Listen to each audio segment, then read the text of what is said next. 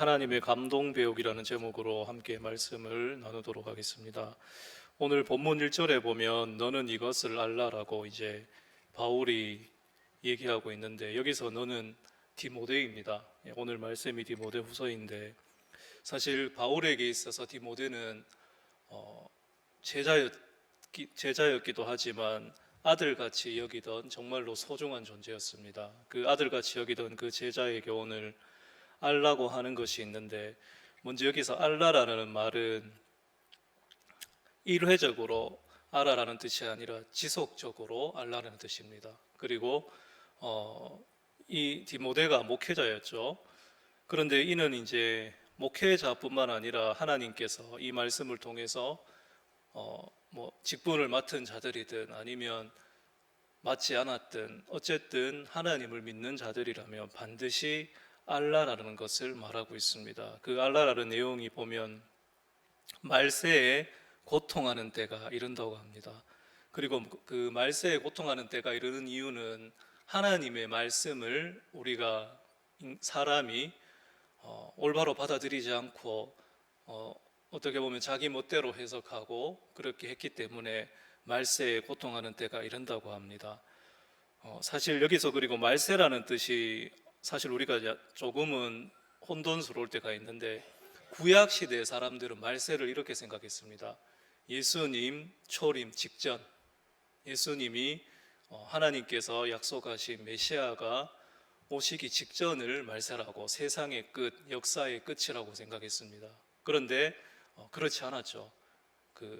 예수님이 오시고 난 후에는 어떻게 됐을까? 예수님이 부활하시고 그것을 목격한 사람들은 예수님이 다시 재림하시기 직전까지를 또 말세라고 생각했습니다. 그런데 지금 말세가 왔나요? 세상의 끝은 아직 오지 않았습니다. 그래서 이제 어떤 학자들은 이렇게 얘기하죠. 창조되고 예수님이 다시 재림하실 때까지 모든 시간을 말세라고 합니다. 그런데 그 말세라는 기간 동안 깨어 기도하면서 하나님의 뜻을 이루라고 우리에게 말씀하고 있는데, 왜냐하면 하나님께서는 반드시 우리에게 끝이 있다라는 것을 죽음을 통해서 말씀해 주시죠. 히브리서 9장 27절 말씀에 한 번 죽는 것은 사람에게 정해진 것이요 그 이후에는 심판이 있다라고 하나님께서 우리에게 말씀하셨습니다. 그것은 곧 죽음 이후 인간의 개인적인 종말이 있듯이 반드시 세상의 끝, 하나님께서 정해놓은 시간은 있다라는 뜻이죠.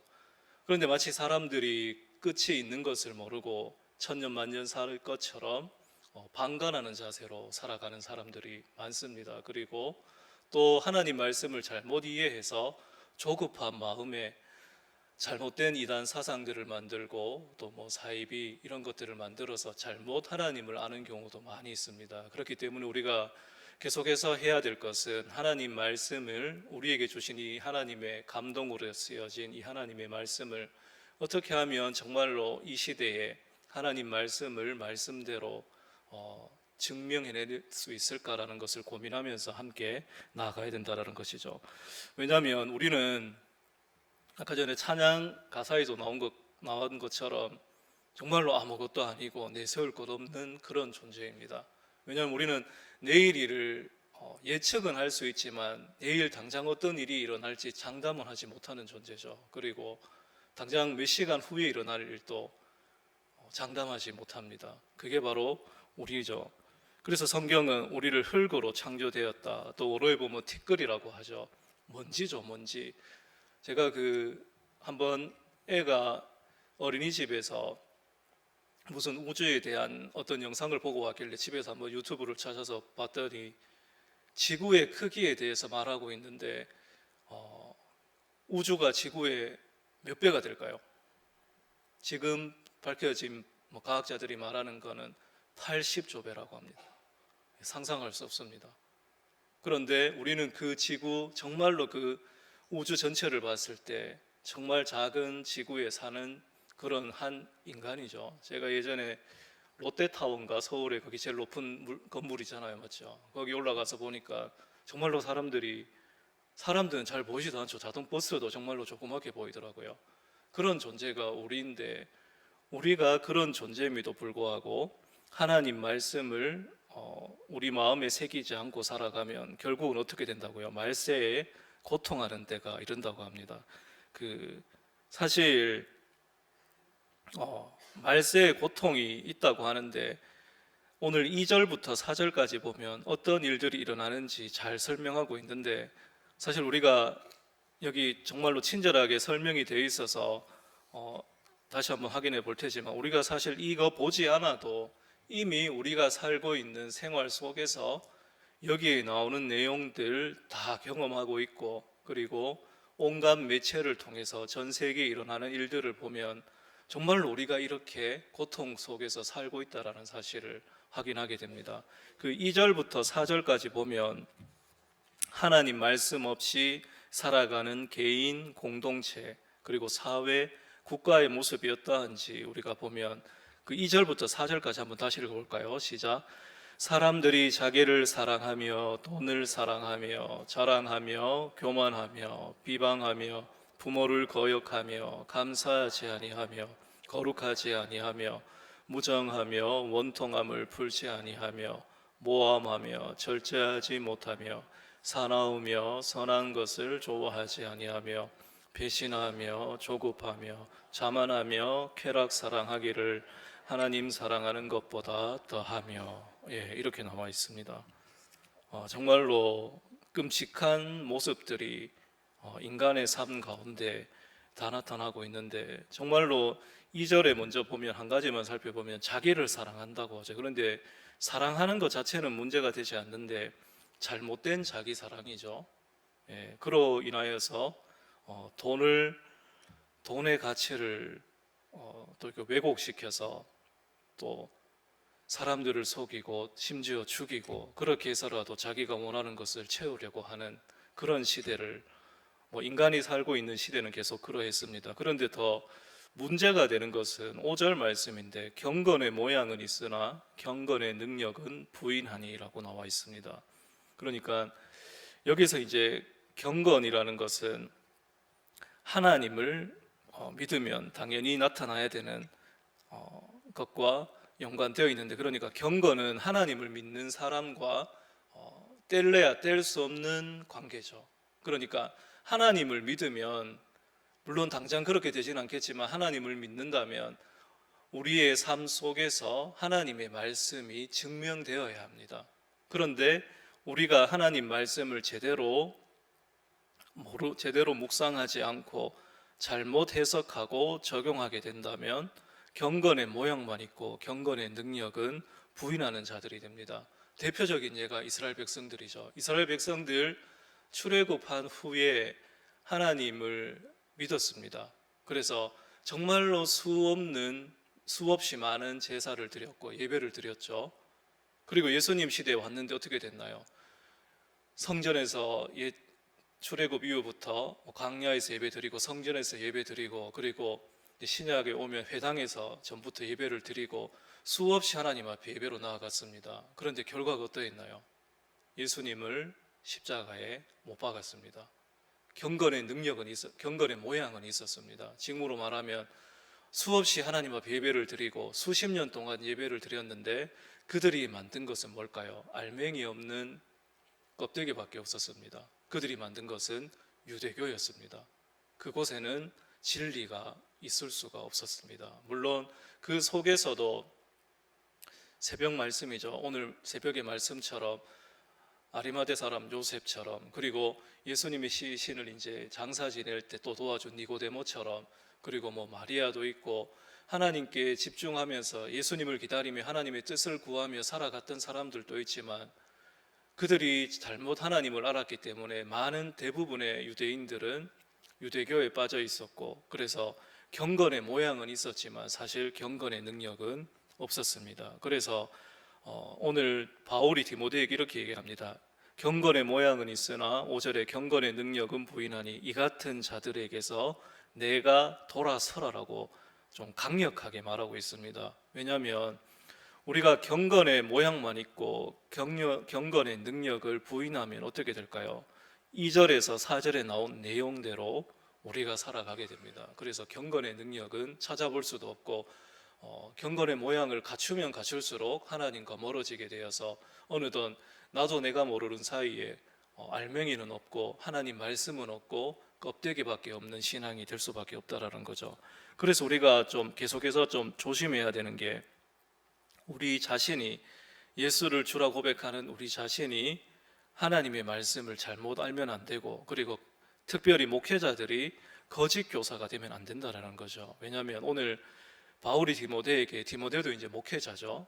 디모데에게 말하는 것은 내가 여기서 돌이키지 않으면 너도 똑같이 그런 사람이 될 수밖에 없다라는 것을 좀 강력하게 말하고 있습니다. 그러면서 이제 6절, 7절에 보면 이제 어떤 여자에 대해서 얘기하고 있는데, 여기서 어리석은 여자는 거짓 선생들이 말하는 것에 잘 넘어가는 사람들을 일컫는 말입니다. 그러면서 이제 비유로 하는 게, 그 당시에 약간 사교성이 많은 여성들이 뭐 철학자들이나 아니면 예술가들을 집에 많이 초청해서 그들과 교제를 많이 했다고 합니다. 그러다 보니까 무분별하게 그들이 말하는 것들을 다 받아들였습니다. 그러다 보니 진리를 알 길이 없었습니다. 사실 기독교가 아니더라도 좋은 말들은, 좋은 명언들은 고속도로 가면 휴게소에도 많고 정말로 비일비재합니다. 그렇다고 그게 진리는 아니죠. 그것처럼 이 당시 사람들도 진리를 잘 구별하지 못했습니다.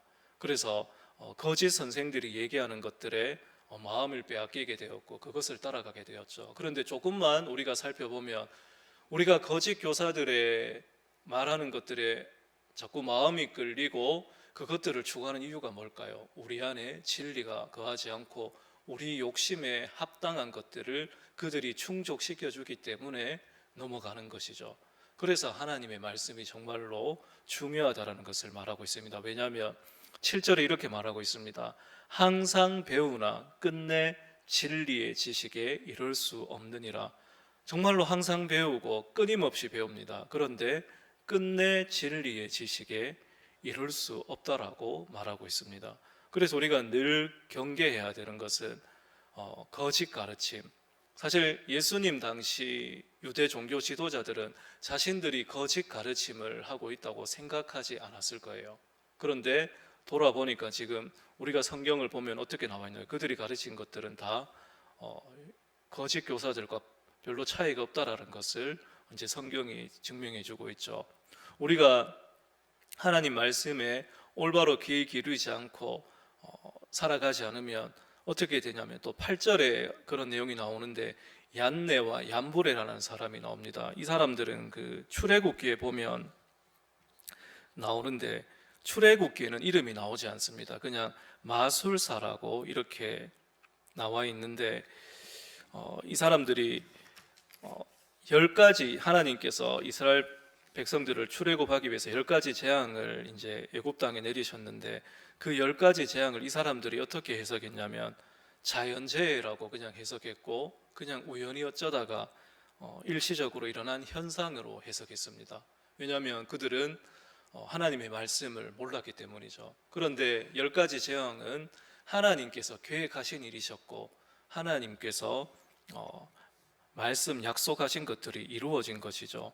그것처럼 우리가 하나님 말씀을 가까이 하지 않고 정말로 귀 기울이지 않고 살아가면 어떻게 될까요? 우리도 이들처럼 하나님의 말씀을 올바로 분별하지 못하여서 잘못된 해석을 하고 또 잘못된 적용을 해서 우리의 삶을 고통스럽게 할 수밖에 없다라는 것을 말해주고 있습니다.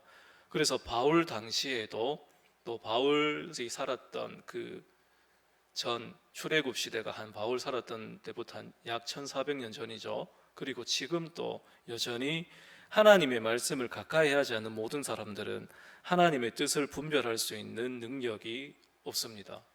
그리고 능력이 하나님의 뜻을 분별하지 못하기 때문에 멸망을 피할 수 없다라는 사실을 오늘 바울이 좀 강력하게 이렇게 말하고 있습니다. 1816년에 이런 일이 있었다고 합니다. 여름이 없는 해 혹시 들어보셨습니까? 제가 설교 준비하다가 찾아보니까 제가 한번 읽어드릴게요. 1815년 4월 인도네시아 순바와 섬에서 인류가 단 한 번도 경험하지 못했던 역대급 화산 폭발 대분화가 일어났습니다. 이 폭발로 나온 이산화황으로 태양빛이 거의 가려졌고 기온이 5도 이상 떨어지게 됨으로 인해 유럽, 대륙, 아시아의 식량 부족 사태, 기근, 질병으로 인해서 많은 사람이 죽음을 맞이했습니다. 유럽에서 6월에 폭설이 쏟아지고 7월, 8월에 서리가 내렸다고 합니다. 그런데 그 당시 과학이 발달하지 않았고 또한 인도네시아는 그 당시 네덜란드의 식민지였기 때문에 알려지지 않아서 많은 나라에서 왜 이런 일이 일어났는지 전혀 알지 못했다고 합니다. 이것처럼 우리도 마찬가지죠. 우리가 살아가고 있는 세상에 왜 이렇게 고통이 많을까? 정말로 남을 속이고 죽이고 다투고 빼앗고 훔치고 싸우는 이런 모든 일들, 고통스러운 일들이 왜 일어나는지, 그 원인이 어디 있는지 사람들은 언제나 다른 곳에서 찾죠.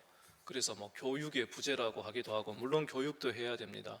그런데 사실 사회적 변화가 정말로 온전히 일어나려면 어떻게 해야 될까요? 사람 마음의 중심이 먼저 변해야 됩니다. 그리고 중심이 변하려면 하나님의 말씀이 우리 안에 거해야지 어떻게 될까요? 마음의 중심이 변하게 되고, 그 변한 마음으로 우리가 어떻게 하면 올바로 살아갈 수 있을까 고민하게 되고, 함께 하나님의 주신 마음으로 살아갈 때 올바른 변화가 있을 수 있지, 단순히 어떤 제도적인 것들을 고치고, 물론 그런 것들이 때로는 필요하죠. 너무나도 악한 세상이고 무질서한 세상이기 때문에 법은 반드시 또 필요하지만, 그러나 그것만으로는 안 된다는 것이죠. 그리고 그 19세기 미국에서 자유주의 신학이라는 것이 좀 성행하기 시작했는데, 그게 사실 지금까지 영향을 미치고 있습니다. 취지는 좋았습니다. 왜냐하면 하나님의 말씀을 어떻게 하면 이 시대에 잘 적용할까, 그런 취지로 시작했으나 시간이 지나면서 하나님 말씀을 이 시대에 어떻게 잘 적용해야 되는지 집중하지 못하고 반대가 됐죠. 하나님의 말씀, 내가 하고 싶은 말을 하나님 말씀에서 끌어옵니다. 그리고 내가 주장하고 싶은 말을 하나님 말씀 성경에서 비슷하게 가지고 와서 아무렇게나 해석해서 막 적용해 버립니다. 처음에는 좋았죠. 이게 정말로 자유구나, 이렇게 하는 것이 정말로 인간에게 유익하구나 했지만, 시간이 지날수록 무질서해졌고 우리나라도 그런 영향을 받아서 순수한 신앙의 모습들은 점점 사라지고, 마치 인스턴트 음식처럼 빨리빨리 뭔가를 만들어내려고 하고, 하나님의 음성을 기다리기보다는 하나님께서 말씀하신 것들을 우리가 정말로 마음에 생각하고 어떻게 하면 하나님 말씀대로 살아갈까라는 그런 고민도 없어지는, 그렇게 돼서 어떻게 됐나요? 미국 지금 뭐 동성애 합법 결혼으로부터 시작해서 여러 가지 악법들이 만들어졌고, 정말로 가면 갈수록 무질서한 모습들이 그렇게 많이 나타나고 있죠. 미국이 어떤 나라죠? 정말로 전 세계에서 알아줄 만한 대학들, 뭐 MIT, 예일 대학교도 있고 하버드대도 있고, 그리고 전 세계 IT 산업을 이끌어 나가는 실리콘밸리 공업 단지도 있는데, 그런 미국인데 그런 미국조차도 지금 어떻게 돼가고 있나요? 제가 이제 친한 친구가 이제 미국에서 이제 산지 한 십몇 년이 됐는데, 뭐 물론 그 친구도 큰 관심은 없어서 잘은 모르지만 교회의 모습이나 여러 가지 또 미국 사회의 모습들을 경험하면서 실망스러운 점들이, 큰 꿈을 품고 갔지만 또 실망하는 모습들이 많다는 것을 가끔씩 전화하면서 듣게 되는데, 하나님 말씀이 떠나면 이렇게 되는 거죠. 물론 하나님을 믿는 사람들도 열심히 노력하고 공부해야 됩니다. 그런데 언제나 어떻게 될까요? 오늘 15절 말씀처럼 그리스도 예수 안에서, 하나님 말씀 안에서 벗어나지 않는 선에서 노력을 해야 되는 것이죠. 제가 예전에 청년부를 담당할 때 질의응답 시간을 한번 가졌는데, 성경, 하나님의 말씀이 기록된 성경 말씀이 삶에 얼마나 유익이 되냐고 물어봤더니 60에서 70%의 청년들이 두 가지로 답변했습니다. 전혀 도움이 되지 않습니다. 그리고 지루합니다. 사실 그런 얘기 들으면, 특히 두 번째 지루합니다 얘기 들으면, 사실 제가 그때 청년부 담당하고 있었는데, 내가 얼마나 설교를 지루하게 했으면 그렇게 말을 할까, 뭐 그런 죄책감 아닌 그런 죄책감도 들더라고요. 그런데 그래서 그 청년들에게 저도 이제 다음에 한번 그런 얘기를 했었죠. 성경에 대해서. 성경은, 제가 일단 뭐 이렇게 설교를 잘못해서 죄송하다, 미안합니다 얘기했어요. 그러니까 그런데 성경은 그런 책이 아니라고. 성경은 많이 들어보셔서 아실 테지만 1500년 동안 약 맞죠? 40여 명의 저자들이 3개 대륙에서 직업도 다르고 시대도 다른데 정말로 놀랍게도 한 가지 일치하는 점들에 대해서 얘기하고 있는 책이 바로 성경책이죠. 어떤 기록을 보니까 책에 보니까 40여 명의 사람들에 의해서 여러 언어로 기록되었는데 직업도 관점도 달랐습니다.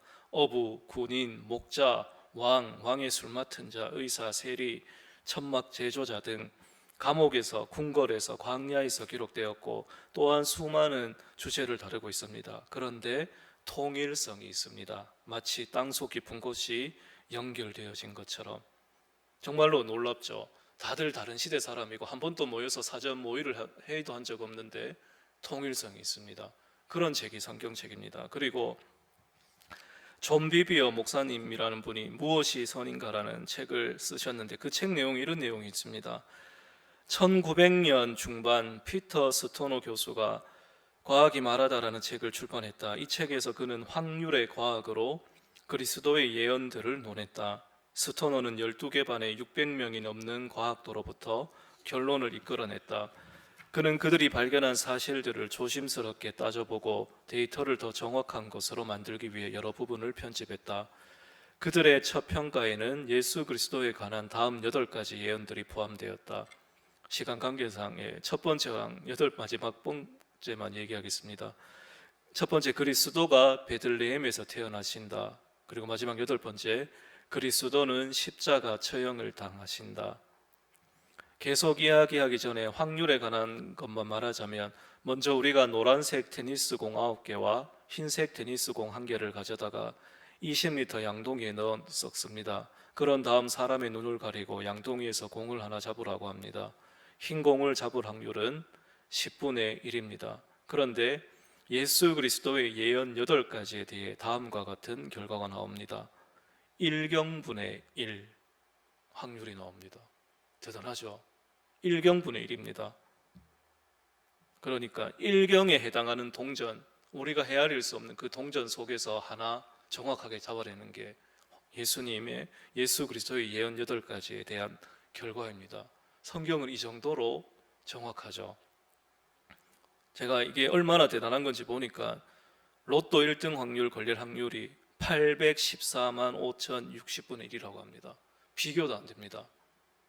우리는 로또 몇 번 맞은 거죠? 별로 와닿지가 않죠. 네, 저도 그래서 더 놀라운 사실은 예수님의 생애에 대해 예언한 구약 성경의 8가지 예언의 성취될 확률은 1경이 1 뒤에 0이 17개가 붙는데 예수님의 생애에 대한 구약 성경의 8가지 예언이 성취될 확률은 0이 45개나 붙는다고 합니다. 그런데 어떻게 됐나요? 다 성취되었습니다. 그래서 제가 이런 생각이 들더라고요. 이런 비유가 너무 얕아서 좀 죄송하지만 마치 우리가 지금 하나님의 은혜를 누리고 있는 게 대구에서 제일 비싼 뷔페가 인터블고인가요? 그 인터블고 거기 뷔페 우리가 초대됐는데 거기 가서 먹을 게 없다고 불평불만하고 사는 게 우리 모습인 것 같아요. 맞죠? 하나님은 이미 우리에게 정말로 이 놀라운 성경, 그 확률적으로 봤을 때 가능성 없는 불가능한 확률을 다 뚫고 모든 것을 다 이루어 주셨는데 안타깝지만 저는 사실 더 그렇죠. 저는 원래 그 하나님의 말씀에 대해서 신뢰가 없었던 사람이기 때문에 이게 과연 가능할까요, 하나님? 정말로 예수님께서 세상을 이기셨노라고 우리와 늘 함께 하신다고 먼저 그의 나라와 그의 의를 구하면 이 모든 것들을 너희에게 더해 주신다고 하나님이 약속하셨는데 시편 기자의 고백처럼 우리가 살아가고 있는 눈앞에 있는 현실들을 보면 정말로 악이 선을 지배하는 것 같고 하나님의 일들이 정말로 성취될까 이런 고민들이 많을 수밖에 없는 그런 세상에서 살고 있는데 정말로 하나님의 약속이 성취될까요?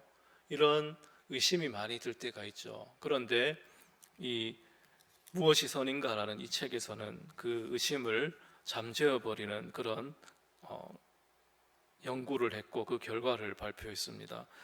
그래서 우리가 죄의 심각성을 늘 알고 있어야 됩니다. 왜냐하면 죄의 힘이 얼마나 강력한 것이냐면 늘 하나님과 단절되게 만듭니다. 무슨 수를 써서라도 죄는 하나님과 단절되게 만듭니다. 그래서 이런 말이 있습니다. 창조주 하나님은 하나님의 뜻이 성경에 나타나 있다는 것을 우리가 알도록 명백한 지문을 남겨놓으셨다. 하나님의 말씀은 매일 아침 떠오르는 태양보다 더 신뢰할 수 있다. 마태복음 24장 35절에서 말하죠. 천지는 없어지열정 내 말은 없어지지 아니한다고. 이 말이 증거해 주고 있습니다. 우리 마지막으로 16절 함께 읽도록 하겠습니다. 오늘 말씀 시작. 모든 성경은 하나님의 감동으로 된 것으로 교훈과 책망과 바르게 함과 의로 교육하기에 유익하니. 아멘. 네, 성경은 하나님의 감동으로 쓰여졌습니다. 사람도 어떤 사람이 나에게 어떤 감동을 주면 마음이 움직이고 생각이 달라지고 행동이 달라지고 소망이 생기는데, 하나님의 감동으로 쓰여진 이 성경책, 우리가 어떻게 해야 될까요? 이 성경 읽을 때, 저도 사실 부끄럽지만 목회자이기 때문에 때로는 설교가 숙제처럼 많이 다가올 때가 있습니다. 그럴 때 성경을 보면 마치 내가 지금 학교 다닐 때도 숙제하기 싫어서 공부하기 싫었는데 지금 또 이렇게 숙제를 해야 되나, 그런 생각이 들 때도 있어요. 그런데 생각을 조금 바꿔야 되죠. 그럴지라도 어떻게 될까요? 마음을 다시 다듬고 하나님의 감동으로 쓰여진 이 책, 그 감동이 우리 안에 없으면 어떻게 될까요? 우리가 지금 이렇게 하나님 앞에 예배할 수도 없고 이런 환경을 꿈도 꾸지 못했을 것입니다. 그렇기 때문에 우리가 성경에 계속해서 배우는 일에, 하나님의 감동으로 쓰여진 이 성경을 배우는 일에 전심전력을 다해야 됩니다. 그리고 성경을 읽을 때마다 가장 중요한 것, 기도해야 됩니다. 이해 가지 않고 어려울지라도, 어제 잠시 신방 다녀왔을 때 연세가 드신 집사님께서 학교도 못 나오셨고 또 요즘에 눈도 어두워지고 기도 어두워져서 힘들지만 그래도 신약 성경 다 읽으셨다고 하시더라고요. 그런데 구약 성경은 무슨 말인지 단어도 글씨도 잘 모르는 것도 많고 너무 어렵다고 말씀하셨는데, 그래서 제가 말씀드렸죠. 기도하시고 지금처럼 하나님께 기도하시고 그냥 읽으시면 하나님께서 또 감동 주셔서 또 우리 집사님께 특별한 은혜를 또 주실 것입니다라고 그렇게 이제 안내를 해드렸는데, 마지막으로 어느 목사님 설교 내용 중에 이런 내용이 있습니다. 하와는 하나님의 말씀을 직접 듣지 못하고 아담에게로부터 전해드려서 어떻게 했을까요? 그 결과 하나님을 의심하게 됐고 하나님이 금하신 것을 눈여겨보게 되고 불순종함으로 먹게 되었다고 합니다. 근데 사실 아담도 먹었죠. 네. 그래서 중요한 건 내가 하나님 말씀을 진짜 읽어야 됩니다.